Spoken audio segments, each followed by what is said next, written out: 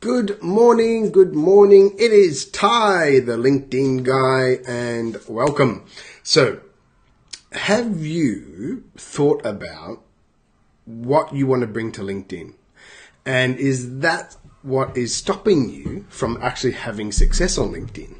And it's a big one, because if you come to LinkedIn with the wrong kind of offer, the wrong kind of product or service, and you haven't actually then locked down who you're going to sell it to, and it's profitable, it's going to be a real big problem for you. Because LinkedIn has a way, somehow, it's this vortex, when you get in there, it just sucks. It sucks so much time. And so many people go in there, and then once they're there, they get no result. When they go back the next day, try it again, they get no result. It's pretty disheartening, and I see a lot of people kind of dropping out before they really get success on LinkedIn. So there's a couple of things that I've come across over and over again in my coaching, and I want to kind of bring this to your awareness for those that are looking at LinkedIn, and even if you're currently in there and you're kind of wondering why things aren't quite gelling for you. So there's a few considerations, and it goes right back to the real basics. And in terms of that, what I mean is your product and service. The first consideration is, guys, do what you enjoy. Like, so many people have a list of products and services or features or different services within their business. And the thing is, the more you have, the more complicated it gets to sell them, and the more complicated it is to actually make money. What I really recommend, especially on LinkedIn, because if you're using organic methodologies on LinkedIn, it's going to be about you engaging with someone, a decision maker, who is going to buy. So you actually have to really quite love your service or product.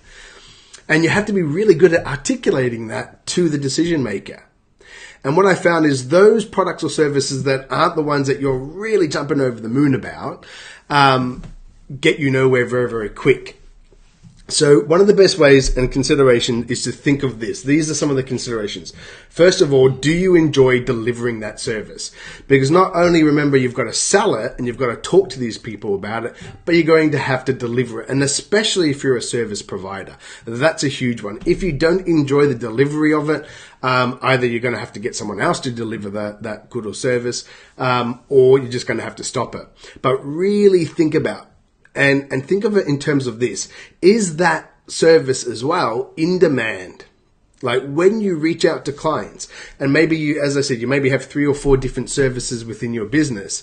Is it the one that really solves a bleeding neck problem with the client? Or is one that is just, if presented to someone and it sparks that fear of missing out, FOMO, right? Fear of missing out. It really has to do that to truly get the highest levels of success on LinkedIn. Now, this is not to say that products that don't, spark FOMO or solve a bleeding neck problem can't be successful. That's not the case at all. However, what I've noticed over and over again, and this is pretty much true, right across all different social media, is that you have to have a product or service that solves that potential ideal client avatar's bleeding neck problem. Like, you don't walk into a doctor's surgery and it's gush and blood and he just gives you a Band-Aid. No, he's going to wrap it up. He's going to give you a true solution. So make sure that your service is one that you love, the one that you can articulate the best, the one that you can deliver on, and it's in demand, right? And you're only going to get that from your data, looking at your past clients, looking at where the revenue is coming from in your business, and really looking at the services that you want to deliver. Like I had one chap who, awesome guy, Brendan, who focuses on dealing with luxury boutique hotels, for example. And when he first started with me, his focus was on getting these hotels to kind of move away from getting on, doing bookings through like the booking.coms and those websites, because those websites, they take a large chunk of the reservations, and actually they just, for the consumer, we feel it's great, we can get all these bookings, but for the hotels, it's actually destroyed a lot of hotels. But that wasn't his passion. Now, that was a need the client really, really wanted. But where his passion was on that customer experience. And then being able to pitch that in a way where the clients understood, if I provide that experience to my clients, they're going to come back. They're going to come to me directly. And that's really important to consider. Does your offer resonate with your client, with your avatar? If it's not resonating with that avatar, you've got two choices. Either change your avatar or change your product or service that you're going to pitch. But it has to resonate. And again, you're only going to find that from looking at your data. Really, really important. The other part is your service actually profitable? And so many people in the service business, this is where they fail, and they wonder why they're putting all this time in and their bank balance is kind of staying the same, right? And it's generally because they haven't looked at the delivery of their service, the cost to deliver their service, the true cost, and the indirect costs. And especially when it's time related, right? Because what you'll find that if you haven't structured your fee system right, if you haven't structured your processes right, that if you work it out, you may be working for $5, $7, $9 an hour. Now, you as an entrepreneur, as a business owner, your time's got to be worth at least $100, right? At least that. I mean, otherwise, go work for someone else.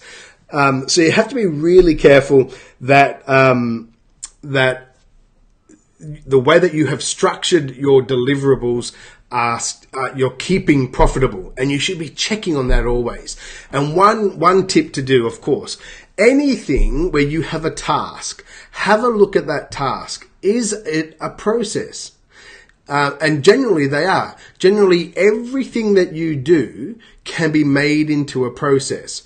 And if it's a process, brilliant, because then what you can do is you can lay out the steps absolutely individually, and then you can palm it off to someone else for cheaper, faster, and better, right? And that's a very quick way to actually take your time out of the process, take you off. They say working in the business and on the business, but that's true. There's a lot of unprofitability in your business comes from you doing tasks rather than processes, right? And what you should be doing is palming off the process to other people, and also attaching success to that other person about the process itself. Sometimes the results are going to vary, of course. And if you only attach success for that person with the result, sometimes, they're going to come to you and ask for questions. They're going to be paralyzed for taking action. But what you've got to be rewarding these people that you palm it off to is process. Reward the process. Reward that they're actually following a process, and the results generally will come naturally. So it's all about the process. So make sure that you are staying in profit with your services. And I see a lot of people fail in that. And especially when they take a look back and they work out how many hours they've put in and how much they've charged the client. And then we kind of fool ourselves and say, well, my price point is at that price point so I can get the clients. If I raise it, they're not gonna pay it and things like that. That's not the case. That is all in your mind. And this is the other part that is a strong consideration. Make sure that offer that you have, if it's not resonating, look at the gap, okay? Look at the gap in the market and in your skill set. Does the service or product that you have, does it just need an extra element, an extra feature? But a feature that gets an outcome, of course. Everyone always says, sell the outcome, not the features.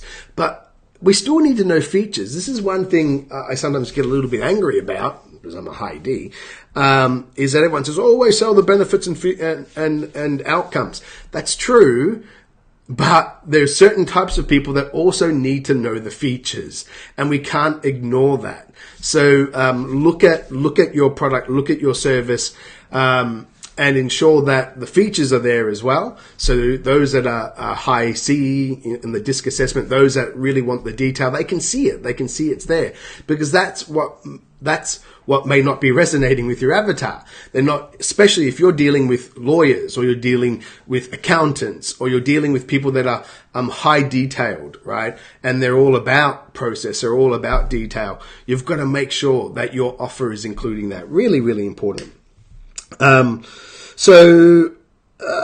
I had a note, but I can't read one of them. Are they? Yeah, active. The other thing is, with your offer, make sure, then this is the big one. This is the big one. Make sure that your avatar is actually in LinkedIn and they're active. That's a huge part. Now, for those that are in my public group, you can even see in one of the units, there's 8 units that I've put a little bit of training there. Have a look at that. And I talk about this point in one of the units and show you how to do this. But it's really, really vital that when you've determined your product, when you've determined your service, you like it, you want to deliver it, you're good at delivering it, you're one of the best at delivering it, you can palm some of it off, you're profitable, it resonates with your avatar, and it's making you money. You've then got to make sure that those people are actually active participants on LinkedIn and are in numbers, in mass. And it has to be, usually I like to see at least that kind of 1,000 active player mark be hit if you're going to use organic methodologies. Multi-thousands are the best, of course. When it's very particular niche and your price points are very high and the value of a customer is very high, the life value of a customer, sure, you can be in the multi-hundreds, but that's kind of rare. So once you've determined your product and service, and once you've got all that sorted out, make sure, does it fit LinkedIn? Don't go into LinkedIn with it if it's not, if your avatar's not there. It just doesn't make sense. So many people try to kind of force this on. And I had a guy yesterday, I've been back and forth with, I run Facebook ads, of course. And one of my ads, I had a guy who was trolling it, saying, I'm never going to spend money on LinkedIn again. I was duped by someone else and blah, blah, blah. And then I just quickly looked at his LinkedIn and I saw what he was going after. And his offer was about desire and need for personal development and some other issues. It's unfilterable on LinkedIn, guys. This is, and the other person, the coach or whoever it did, sold him, said, yeah, we can help you with that and join our program. Oh, horrible. This poor guy spent all this money, a couple $1,000, I believe, and got no results. And the reason for that is making sure that your product or service has an active, identifiable, filterable bunch of people in LinkedIn. That is so simple, and so many people stuff that up. Because if you have an offer that is based on someone's personal desire, based on their behavior, based on their interest, identifying them in organic methodology and strategic outreach, it is very, very, very tough. And I rarely invite people into my program if they have an offer like that, because unless they already know how to sell, unless they've got a history of success selling it, they've got that kind of credentials, they've got that social proof there, they understand that to be the case, it's just LinkedIn is very, very tough for them. So ensure that, think about your product or service. Can you identify the person by looking at their profile? Now, although my clients will reframe and reposition their profile so they look amazing and they look, better than 99% of other people on LinkedIn, everyone else has basically a resume on LinkedIn. That's what everyone does, right? They have this resume, reverse chronological order resume. Now that's great for us because there's so much data there for us to find someone, filter for them. We can look at their past universities, we can look at their past jobs, we can filter them for industry, we can filter them for results, all those type of things. But it's very hard skills that we're filtering for, and we're making assumptions about someone in certain industries. So it allows us to filter for them. Like if I wanted to sell this widget to CEOs of IT startup companies that are less than 2 years, that are in the Bay Area, and the person actually has been working for more than 10 years in their career, we can filter for that. But if you say, well, I want to find a coach who is stressed out, who is, their life's a mess, and they really want to kind of sort things out and put in a life plan, we got no hope. We really don't have a hope of doing that consistently and effectively. We can make assumptions about certain people and we can go after them, but it's very hard to go into offers on LinkedIn where they are behavioral based and interest based. Not impossible, just very, very hard. But I do have clients that have got that kind of offer, and some of them are just smashing it because that you can formulate it in a certain way, and you can look at key problems and you can make assumptions about certain people. But for you that are trying to do this alone, I haven't seen anyone pull it off yet without someone actually done it before and to lead them through it. So be careful with that after you choose your niche, you choose your product and service, it's profitable, all those things that we talked about.